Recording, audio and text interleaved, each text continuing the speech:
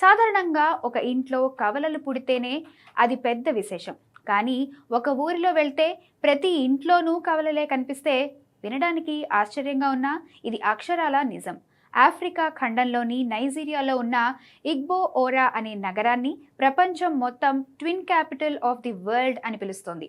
ఇక్కడ ఏకంగా ప్రతి 1000 జననాల్లో 158 మంది కవలలే పుడుతున్నారు. అంటే ప్రపంచ సగటు కంటే ఇది ఎన్నో రెట్లు ఎక్కువ. అమెరికాలో ఈ సంఖ్య కేవలం 33 మాత్రమే ఉందంటే ఇక్కడి విశిష్టతను అర్థం చేసుకోవచ్చు. ప్రతి ఏటా వీరు భారీ స్థాయిలో కవలల పండుగ కూడా జరుపుకుంటారు.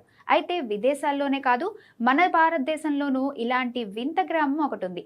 కేరళలోని మలప్పురం జిల్లాలోని కోడిని గ్రామంలో ప్రతి 1000 మందిలో 45 మంది కవలలే జన్మిస్తున్నారు. శాస్త్రవేత్తలు ఎన్ని పరిశోధనలు చేసినా అక్కడి నీరు లేదా వారు తినే దుంపల వల్ల ఈ మార్పు వస్తోందా అనే విషయంపై ఇప్పటికీ స్పష్టమైన ఆధారాలు దొరకలేదు. ఇదొక అంతుచిక్కని ప్రకృతి రహస్యంగా మిగిలిపోయింది.